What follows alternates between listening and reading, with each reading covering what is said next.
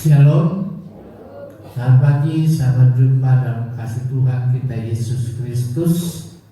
Kita bersyukur pagi hari ini buat kesempatan waktu yang Tuhan berikan kepada kami, sehingga kita sekalian boleh berada di rumah Tuhan untuk kembali beribadah, memuji, memuliakan, dan mengagungkan nama Tuhan. Baiklah, firman Tuhan pagi hari ini adalah temanya meminta kepada Tuhan. Meminta kepada Tuhan. Kita buka dalam 1 Samuel pasal 1 ayat yang ke-20. 1 Samuel pasal 1 ayatnya yang ke-20. Sekali lagi 1 Samuel pasal 1 ayat yang ke-20. Demikianlah bunyi firman Tuhan untuk kita sekalian. Maka setahun kemudian mengandunglah Hana dan melahirkan seorang anak laki-laki. Ia menamai anak itu Samuel, sebab katanya, aku telah memintanya daripada Tuhan. Sekali lagi saya baca 1 Samuel pasal 1 ayat 20. Maka setahun kemudian mengandunglah anak dan melahirkan seorang anak laki-laki. Ia menamai anak itu Samuel, sebab katanya, aku telah memintanya daripada Tuhan. Kita garis bawahi perkataan, aku telah memintanya daripada Tuhan. Saudara yang kasih Tuhan, kita akan lihat apa arti meminta. Meminta artinya adalah berkata-kata supaya diberi.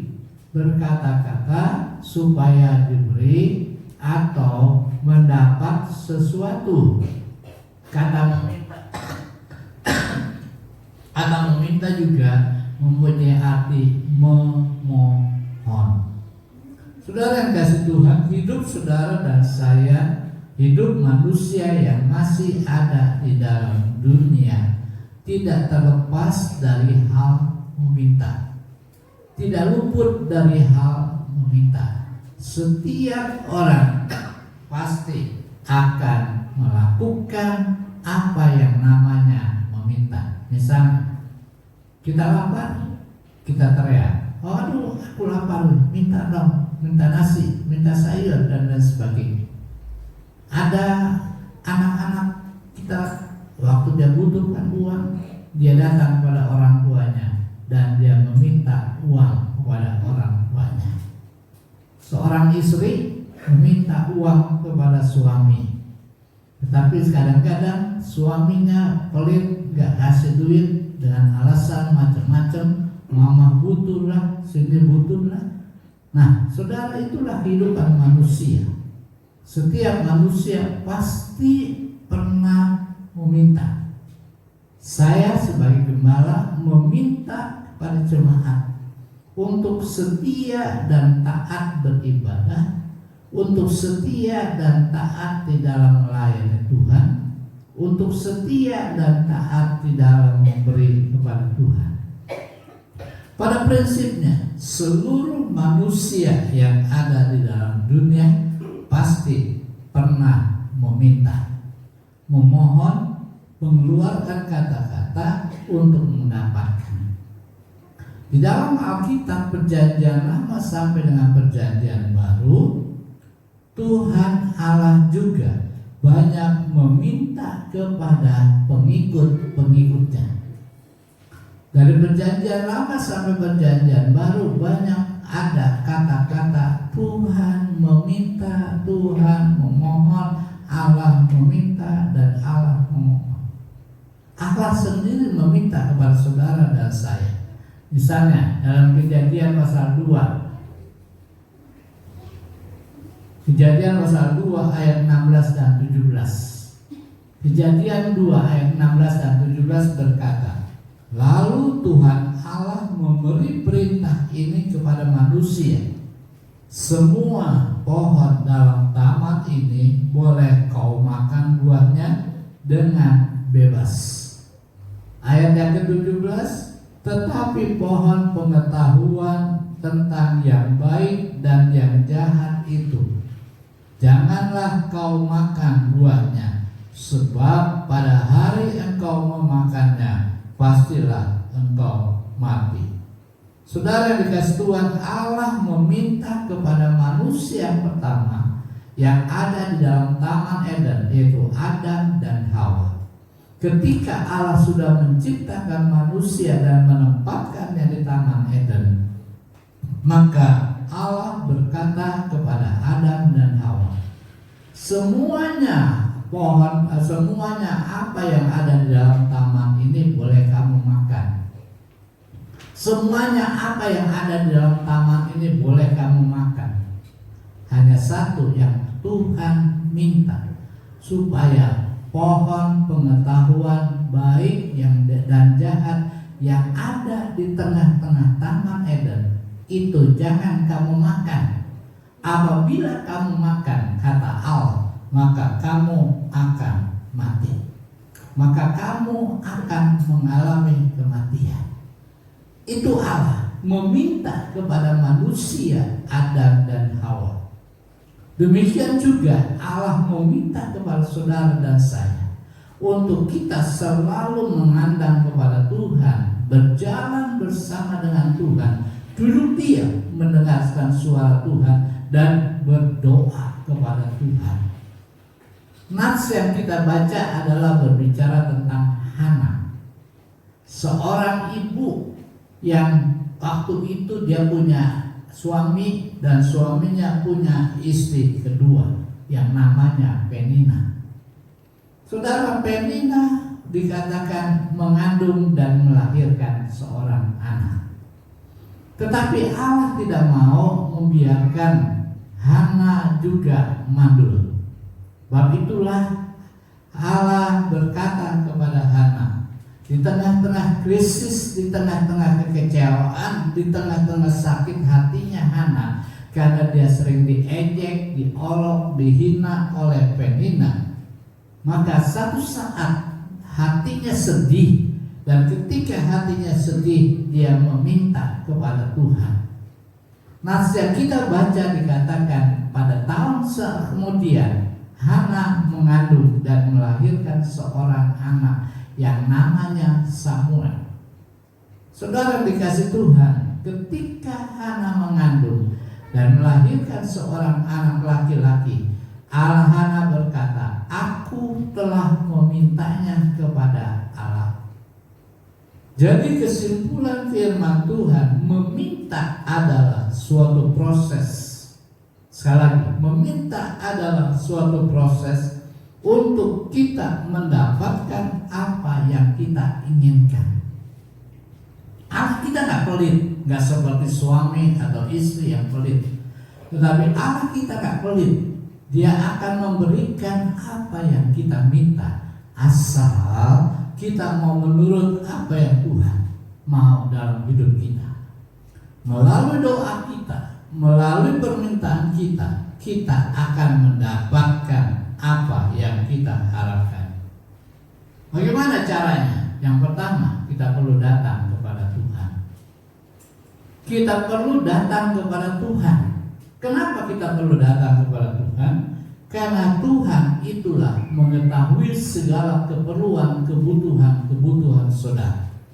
1 Samuel 1 ayat 20 berkata, 1 Samuel pasal 1 ayat yang ke-10. Hari ini kita akan belajar tentang Hana dalam 1 Samuel 1 ayat 1 sampai ke-20. Ayat yang ke-10, dan dengan hati pedih ia berdoa kepada Tuhan sambil menangis terseduh-seduh. Sekali lagi, dan dengan hati pedih ia berdoa kepada Tuhan sambil menangis terseduh-seduh. Di dalam kehidupan Hana yang begitu tertekan, mengalami tekanan, mengalami kekecewaan, mengalami hal-hal yang luar biasa. Sebagai seorang wanita, ia nggak bisa berbuat apa-apa. Dia hanya bisa menangis. Dan pada waktu dia mendapatkan tekanan yang begitu besar, maka dia datang kepada Tuhan di dalam doa. Dia datang kepada Tuhan di dalam doa dan meminta sambil menangis di hadapan Tuhan. Saudara yang dikasih Tuhan, dalam kehidupan kita selama di dunia ini, saudara dan saya pasti punya teman yang baik, punya pendeta, punya gembala. Di dalam keadaan tekanan-tekanan, di dalam keadaan kesusahan, di dalam masalah hidup saudara, ekonomi saudara, kadang-kadang kita menceritakan kepada teman kita. Kita datang kepada teman kita yang mungkin kita anggap dia bisa menolong kita, memberikan jalan keluar. Saudara dan saya datang kepada gembala saudara, kepada pendeta saudara, meminta pertolongan, mendoakan dan lain sebagainya. Pertanyaannya, kenapa kita tidak datang kepada Allah? Kita menganggap manusia bisa memberikan pertolongan, tetapi tidak. Kita harus, kepada siapa kita harus meminta pertolongan dalam hidup ini sebagai anak Tuhan? Mari kita mau datang kepada Allah, kita mau datang kepada Tuhan, kita mau datang kepada Dia yang sanggup memberikan pertolongan kepada kita. Hana datang kepada Allah. Kenapa Hana datang kepada Allah? Karena Hana tahu bahwa pertolongan itu datang dari Allah. Di dalam Mazmur pasal 121 ayat yang kedua, Mazmur 121 ayat yang kedua berkata, pertolonganku ialah dari Tuhan yang menjadikan langit dan bumi. Pertolonganku ialah dari Tuhan yang menjadikan langit dan bumi. Perbuatan Hana menjadi teladan, menjadi contoh bagi saudara dan saya. Kepada kita semua, ketika saudara dan saya berada di dalam suatu kesulitan, di dalam keadaan masalah, di dalam keadaan penyakit yang belum sembuh-sembuh, kita nggak usah cari alternatif, kita nggak usah cari kepada teman-teman, kita nggak usah cari kepada orang tua, kita nggak usah cari kepada siapa saja. Coba kita mencoba dan meminta, kita datang kepada Tuhan. Kita datang kepada Dia yang memberikan pertolongan kepada kita. Seperti Hana, di tengah-tengah tekanannya dia datang kepada Tuhan dan dia meminta pertolongan daripada Tuhan. Demikian juga dengan saudara dan saya. Saya tidak tahu masalah saudara, saya tidak tahu persoalan saudara, saya tidak tahu kebutuhan saudara, tetapi firman Tuhan katakan welcome. Welcome to Jesus. Datang kepada Yesus karena Dia sanggup memberikan pertolongan kepada kita. Dalam Mazmur pasal 118 ayat 26, Mazmur 118 ayat 26 berkata, diberkatilah dia yang datang dalam nama Tuhan. Kami memberkati kamu dari dalam rumah Tuhan. Diberkatilah saudara dan saya. Apabila di dalam segala kekecewaan kita, di dalam kekesalan kita, di dalam kebutuhan kita, kita mau datang kepada Dia, pasti Tuhan akan memberkati saudara dan saya. Bukan kata pendeta, tetapi kata firman Tuhan, diberkatilah dia yang datang dalam nama Tuhan. Kita mau datang karena Yesus berkata welcome, welcome, welcome, mari datang. Tuhan berkata mari datang kepada saya akan memberikan pertolongan karena pertolongan kita datang daripada Tuhan. Kita lihat sebuah contoh dalam Keluaran pasal 17 ayat yang keempat. Keluaran 17 ayat yang keempat berkata, lalu berseru-serulah Musa kepada Tuhan katanya, apakah yang akan kulakukan kepada bangsa ini? Sebentar lagi mereka akan melempari aku dengan batu. Musa ketika dia memimpin perjalanan bangsa Israel dari Mesir menuju negeri Kanaan. Kita tahu bangsa Israel sampai sekarang adalah bangsa yang keras tempur. Kita tahu sampai sekarang bangsa Israel bangsa yang sukar untuk diberikan nasihat. Di dalam perjalanannya mereka menggerutu. Gak enak perjalanan, lebih enak tinggal di Mesir. Ada roti, ada makanan, ada dan sebagainya. Kita tahu bangsa Israel mengalami penjajahan, mengalami suatu tindakan yang berat. Tapi mereka telah dipimpin perjalanannya keluar dari negeri Mesir. Tapi mereka mengalami masalah. Datang kepada Musa. Lalu apa yang dibuat oleh Musa? Musa berseru-seru kepada Tuhan. Musa meminta kepada Tuhan apa yang harus dikerjakan, apa yang harus dibuat. Dan ketika Musa sudah berseru-seru meminta kepada Allah, maka Allah memberikan jalan keluar kepada Musa, sehingga bangsa Israel menjadi tenang kembali. Kalau Musa berseru-seru kepada Tuhan, demikian juga saudara dan saya. Kita harus berseru-seru kepada Tuhan. Kita harus datang kepada Dia di tengah-tengah masalah saudara, di tengah persoalan saudara. Dia sanggup menolong kepada kita. Matius pasal 8 ayat 25, murid-murid Tuhan. Maka datanglah murid-muridnya membangunkan dia, katanya, Tuhan, tolonglah kita binasa. Di tengah perjalanannya di suatu pantai, suatu laut yang besar, Yesus bersama dengan murid-muridnya ada di dalam sebuah kapal. Ketika dia sudah berjalan mula-mula tenang dalam keadaan aman, tentram, di tengah jalan terjadi gelombang yang besar.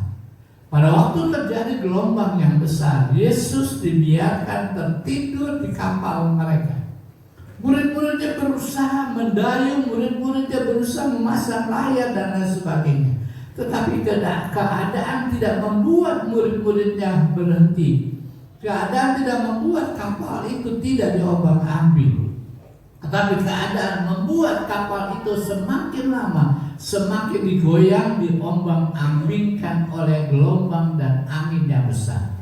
Sehingga di dalam situasi yang demikian, Alkitab katakan, murid-murid Tuhan datang kepada Yesus.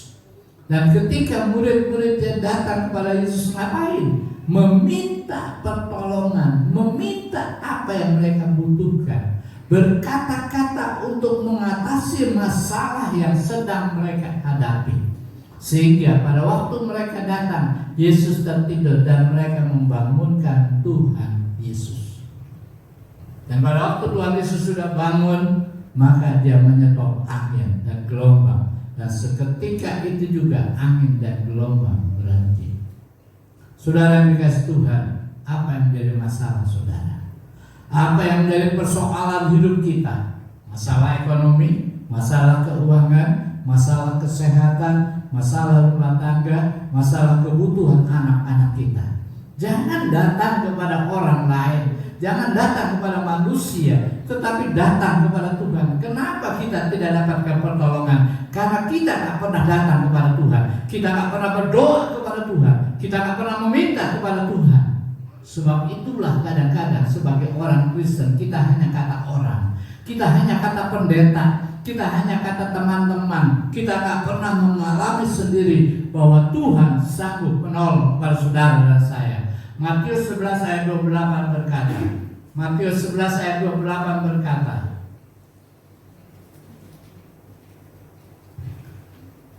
marilah kepadaku semua yang letih lesu dan berbeban berat, aku akan memberikan kelegaan kepadamu.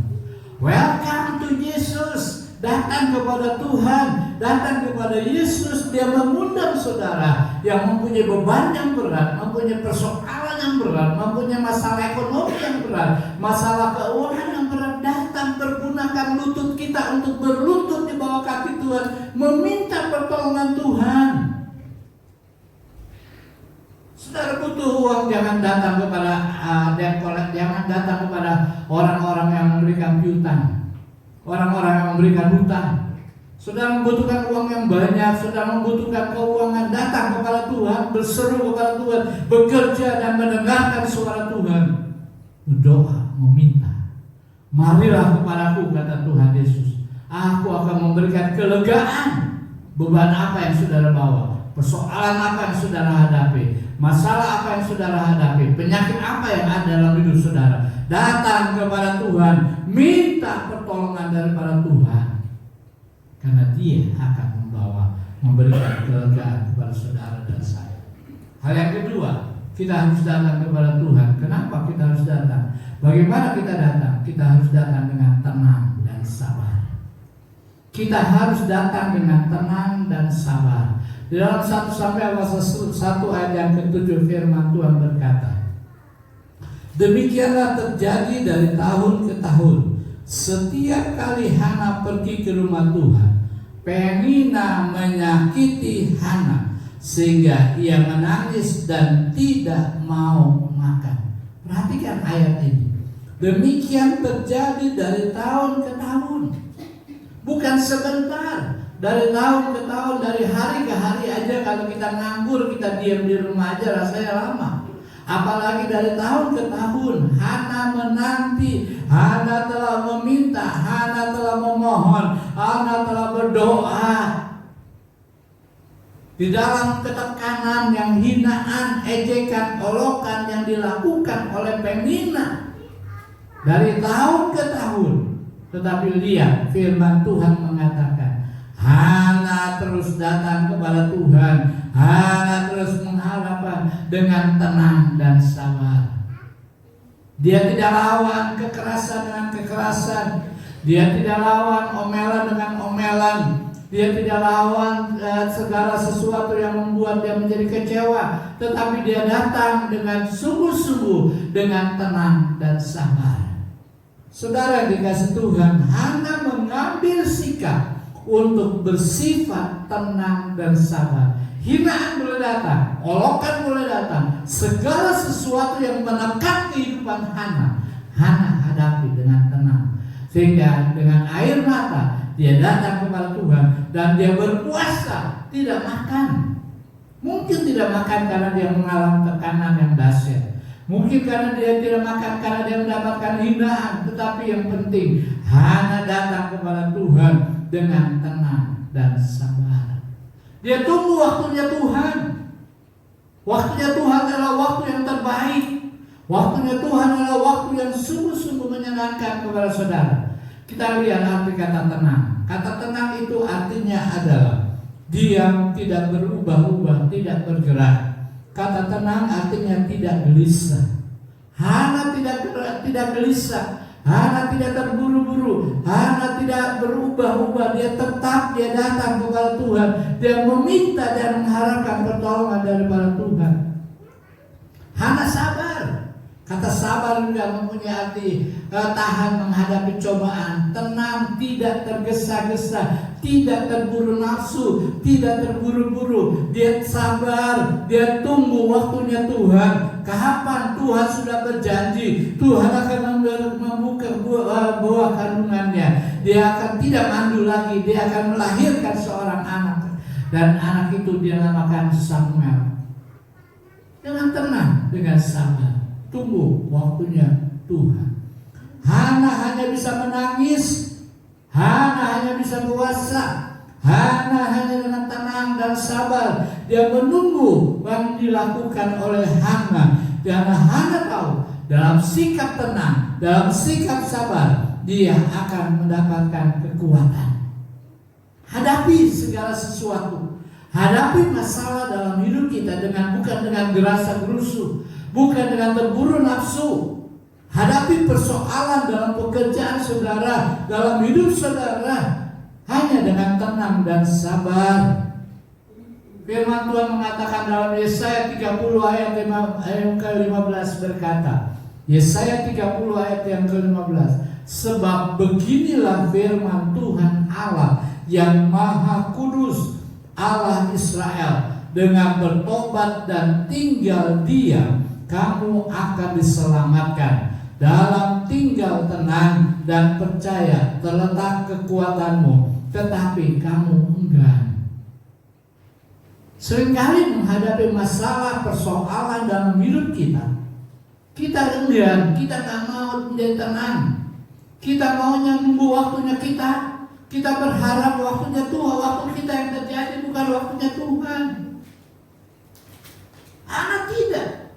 Hana menunggu waktunya Tuhan dengan tenang dan sabar, diejek, dihina, dikata-katai, diolok-olok dan lain sebagainya oleh istri muda daripada suaminya. Tetapi Hana tetap tenang, Hana tetap sabar, sehingga dia mendapatkan kekuatan. Saudara dan saya pun demikian. kalau saudara ingin memiliki kekuatan di dalam hidup ini, maka kita harus tetap tinggal tenang.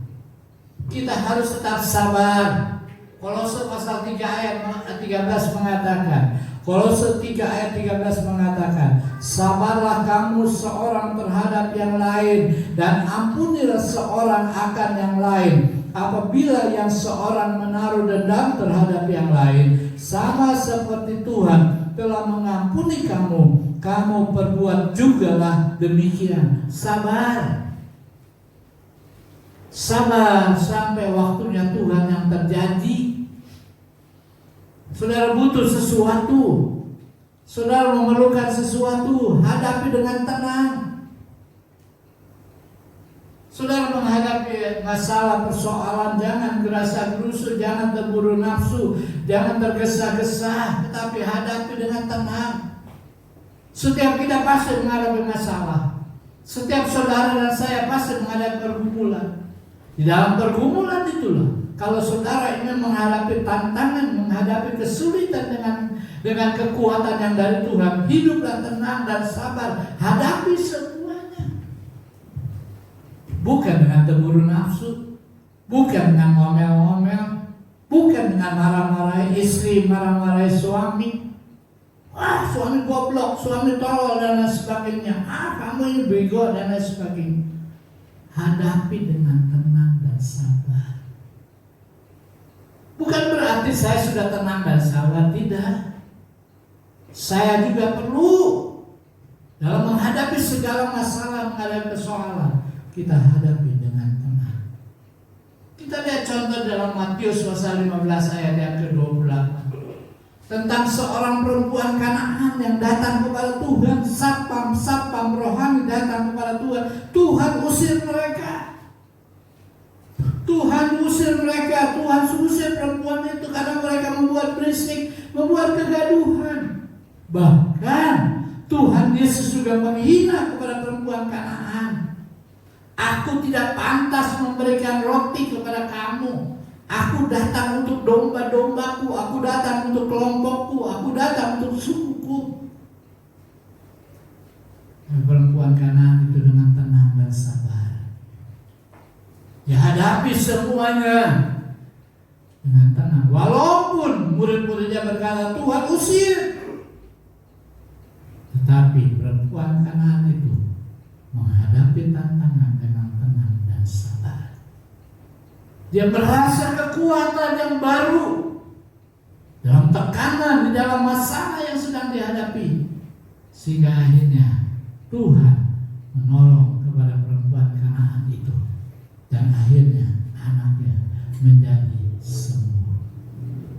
Hadapi masalah saudara, hadapi persoalan saudara, hadapi hidup ini.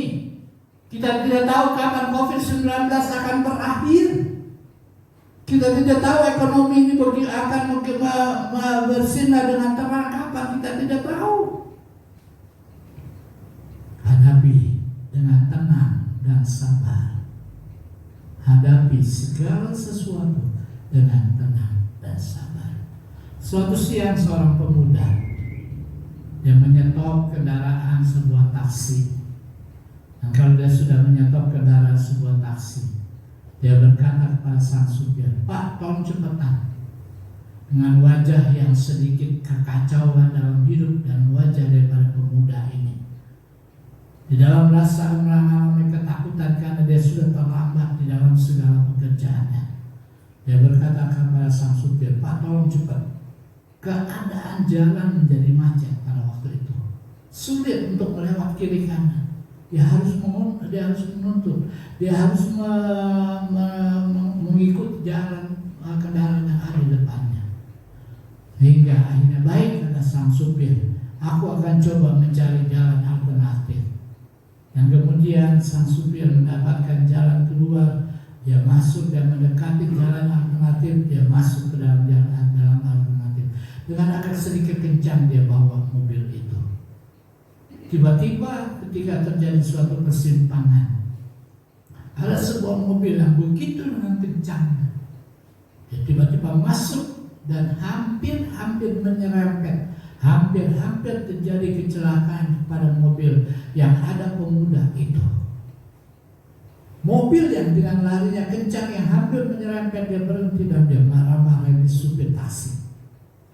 Saudara, sebagai manusia, kalau kita tidak merasa salah, dicaci maki, kita akan lawan. Lalu si pemuda itu, lawan Pak, lawan. Pemuda itu berkata, lawan Pak, dia yang salah, bukan kita yang salah. Supir itu dimaki-maki, supir itu dimarahi, supir itu diejek, dihina dan lain sebagainya. Dalam keadaan seperti itu, supir itu dengan tenang dia berkata kepada si pengemudi yang lain, silakan Bapak libat. Hati-hati Pak, jangan sampai terjadi seperti ini. Si pemuda yang di dalam mobil itu kaget mendengar ucapan dari para sang supir. Kenapa Pak Bapak kalau begitu baik kepada mereka? Kenapa Bapak begitu luar biasa, tidak mencaci maki, tidak melawan? Sang supir berkata, nggak apa-apa. Kita yang penting kita semangat. Akhirnya mereka tetap berjalan dengan kecepatan yang cukup tinggi. Di tengah perjalanannya, sang supir berkata, menceritakan atau memberikan satu inspirasi. Dia katakan ada sebuah mobil truk sampah. Mobil truk sampah itu bau, nggak sedap, nggak enak diduduki karena ada banyak sampah, menampung sampah. Tetapi kita lihat sang supir sampah itu, truk sampah itu dengan tenang dan sabar. Dia bawa sampah-sampah yang bau. Dia berjalan ke tempat pembuangan akhir. Sampai di tempat pembuangan sampah terakhir. Akhirnya mobil itu menurunkan semua sampah-sampah itu dibuang sampah-sampah itu ke tempat pembuangan akhir. Dan kemudian sebebaslah supir itu. Dia kembali dengan mengendarai mobil itu dengan tenang, tanpa ada bau, tanpa ada penyakit, tanpa ada hal-hal yang membuat dia tidak senyaman di dalam mengendarai mobil. Karena baunya, walaupun dia pakai masker dan lain sebagainya, baunya tetap tercium. Pemuda itu mendengarkan cerita dari sang supir. Lalu sang supir berkata, demikian juga kita. Kalau tadi kita melawan mereka, orang yang mau menyerempet kendaraan kita bagikan truk sampah yang membawa sampah. Memang tidak nyaman, memang tidak enak. Tetapi akhirnya kita akan mengalami sakit penyakit karena bau sampah, bau masalah dalam hidup kita. Sebab itu saya tidak mau melakukan kejahatan dengan kejahatan. Saya tidak membalas omongan dengan omongan yang kasar. Saya tidak membalas dengan segala-gala. Kolose 3:13 mengatakan, ampuni mereka yang telah menyakitkan hati saudara. Memang enggak gampang. Lalu setelah sang supir menceritakan tentang truk sampah yang dibuang, saya bisa melakukan tugas saya dengan supir truk sampah yang bau membawa sampah, tapi sampahnya dibuang. Demikian juga dalam kehidupan kita. Kita telah membuang apabila orang-orang menyakitkan hati kita. Kita hadapi dengan tenang dan sabar. Dan kita buang segala yang menyakitkan hati kita, jauh-jauh daripada kita, sehingga kita menjadi sehat kembali. Saudara yang dikasihi Tuhan, ilustrasi ini mengajarkan kepada kita untuk memiliki sifat tenang dan sabar dalam menghadapi masalah, dalam menghadapi persoalan, dalam menghadapi tekanan-tekanan yang dahsyat.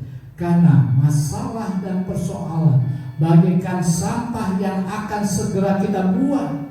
Mari kita meminta kepada Tuhan supaya kita memiliki hati yang tenang, hati yang sabar, sehingga apa yang menjadi tekanan kepada saudara bagaikan sampah yang akan kita buang pada akhirnya, dan kita akan dapatkan kekuatan yang baru dari Tuhan. Firman Tuhan mengatakan dalam Mazmur pasal 62.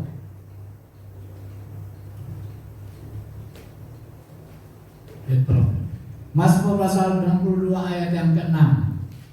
Mazmur 62 ayat yang ke-6 berkata, hanya pada Allah saja kiranya aku tenang, sebab daripadanya lah harapanku. Untuk mendapatkan ketenangan, kita perlu mendekatkan diri kita kepada Tuhan. Menghadapi segala masalah, hadapi dengan tenang. Untuk bisa tenang, kita mendekat kepada Tuhan. Amsal 16 ayat 32 berkata, orang yang sabar melebihi seorang pahlawan, orang yang menguasai dirinya melebihi orang yang merebut kota. Minta kepada Tuhan, pasti Tuhan akan memberikan ketenangan. Tuhan akan memberikan kesabaran kepada kita. Yang ketiga, kita akan menerima apa yang kita minta. Tidak ada seorang yang meminta sesuatu kepada seseorang tidak akan memberi, kecuali orang itu pelit. Tidak ada seorang istri yang meminta uang belanja kepada suami yang tidak diberi, kecuali suaminya pelit. Tidak ada seorang anak yang meminta kepada orang tuanya, pasti anak itu akan menerima. Demikian juga dengan saudara dan saya. Matius pasal 7 ayat yang ke-7 berkata, mintalah maka akan diberikan kepadamu, carilah maka kamu akan mendapat, ketuklah maka pintu akan dibukakan bagimu. Mintalah maka akan diberikan kepadamu. Kita bukan menjadi orang Kristen yang minta-minta. Kita bukan menjadi anak-anak Tuhan yang peminta-peminta kepada Tuhan, peminta-peminta kepada siapa saja. Tuhan mau mengajarkan kita meminta kepada Tuhan. Karena kalau kita meminta kepada Tuhan, maka kita akan menerima. Walaupun ada 3 jawaban daripada kita meminta. Jawaban yang pertama ya. Jawaban yang kedua tunggu. Jawaban yang ketiga tidak sama sekali. Tetapi di dalam kita meminta, di dalam kita memohon kepada Tuhan, ada janji Tuhan. Matius 7 ayat 7, mintalah maka kamu akan diberi. Kenapa kita tidak pernah mendapatkan apa yang kita minta? Karena kita nggak pernah minta. Apa yang kita butuhkan, apa yang kita perlukan, setiap orang pasti kalau meminta pasti ada jawabannya. Pasti ada jawaban. Seorang anak meminta kepada orang tuanya. Mungkin orang tuanya pada waktu anak itu meminta, dia nggak punya apa-apa. Tapi dia berkata, nanti nak, nanti tunggu. Atau sama sekali tidak, karena permintaannya nggak sesuai dengan orang tuanya. Demikian dengan Tuhan. Tuhan tidak akan membiarkan saudara. Dia tidak akan memberikan ular kepada kita yang meminta.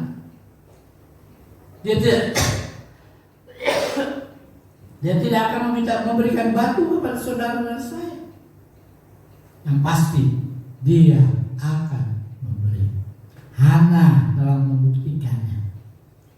Bertahun-tahun dia meminta, bukan waktu yang sebentar. Tapi akhirnya Hana mendapatkan juga.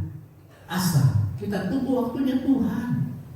Kita hidup tenang, kita hidup sabar, dekat dengan Tuhan, melakukan segala apa yang diperintahkan oleh Tuhan. Yakobus pasal 1 ayat 6 dan 7 berkata, hendaklah ia memintanya dalam iman, dan sama sekali jangan bimbang. Sebab orang yang bimbang sama dengan gelombang laut yang diombang-ambingkan kian kemari oleh angin. Ayat ke-7, orang yang demikian janganlah mengira bahwa ia akan menerima sesuatu dari Tuhan. Kenapa kita gak pernah menerima apa yang kita minta daripada Tuhan? Karena kita bimbang. Apakah benar Tuhan akan memberikan kepada kita? Apakah benar Tuhan akan menolong kepada kita? Apakah benar Tuhan akan memberikan jawaban kepada kita? Kita mulai ragu, kita mulai bimbang. Sebab itu firman Tuhan katakan, orang yang demikian jangan berharap mendapatkan apa-apa daripada Tuhan. Dalam keadaan sepi, dalam keadaan apapun usaha kita, kita berharap, kita minta Tuhan tolong. Ketika kita mendapatkan berkat, kita berkata, Tuhan bersyukur kami telah menerima berkat. Dalam ketika Tuhan menjawab, memberikan sesuatu kepada kita, kita berkata, Tuhan bersyukur, aku bersyukur. Jangan bimbang, jangan ragu. Karena apabila kita bimbang dan ragu, tidak mungkin kita akan mendapatkan apa yang kita peroleh. Sebagai contoh, Yohanes 8 ayat 5 dan 13, ketika Yesus masuk ke Kapernaum, datanglah seorang perwira mendapatkan dia dan memohon kepadanya. Lalu Yesus berkata kepada perwira itu, pulanglah dan jadilah kepadamu seperti yang kau percaya. Maka pada saat itu juga sembuhlah hambanya. Saudara yang dikasihi Tuhan, ayat ini menceritakan bagaimana seorang perwira ketika hambanya sakit, dia datang kepada Tuhan. Dan pada waktu dia datang kepada Tuhan, Tuhan berkata, baik, aku akan pulang, aku akan datang ke rumahmu. Tetapi perwira berkata, jangan Tuhan, katakan sepatah kata saja, maka hambaku akan sembuh. Lalu ketika Tuhan Yesus mendengar berita seperti itu, maka Tuhan berkata kepadanya, baiklah, pulanglah, anakmu sudah sembuh. Dan saudara yang dikasihi Tuhan, itulah orang yang datang kepada Tuhan di tengah kesesakan, di tengah kesulitan, di tengah apapun juga ada perlimpahan, ada berkat, ada jawaban yang pasti dari Tuhan. Saya membaca sebuah kesaksian dari seorang pendeta yang bernama Pendeta Sugeng yang disembuhkan dari penyakit COVID-19. Dia mengatakan berawal pada tanggal 26 Maret 2020, ia mengalami sakit, dadanya mulai sesak, batuk dan demam, mata mulai gelap, kehilangan penciuman, tubuhnya menjadi lemas. Ia langsung dibawa ke rumah sakit Siloam. Waktu dicek, ia mengalami gangguan paru-paru. Ia dirujuk ke rumah sakit Kando dan ditangani secara COVID-19. 6 hari pertama merupakan masa yang sukar, dan dia mengatakan masa itu masa yang sulit, masa yang terberat. Ia menjadi putus asa dan tawar hati.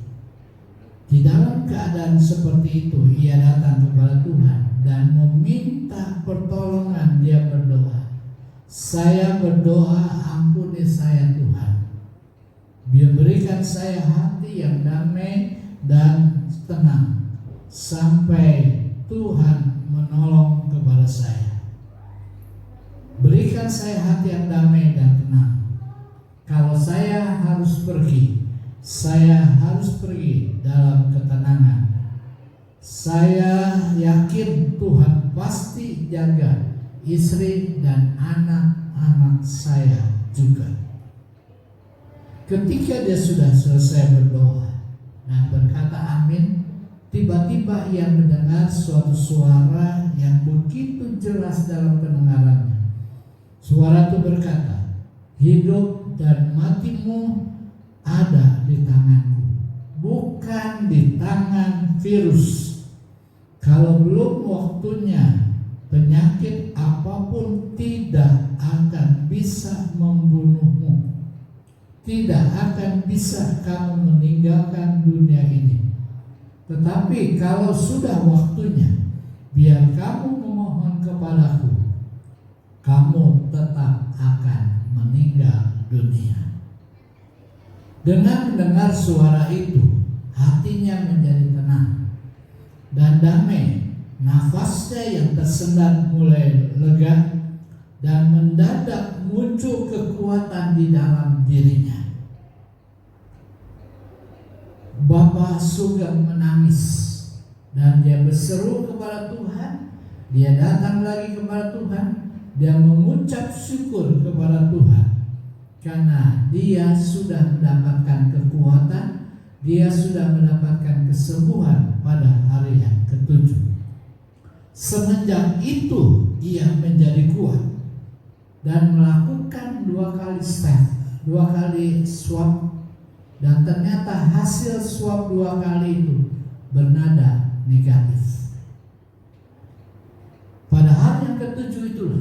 Tuhan menjawab doanya. Tuhan memberikan kesembuhan, Tuhan memberikan pertolongan. Apa yang menjadi persoalan saudara?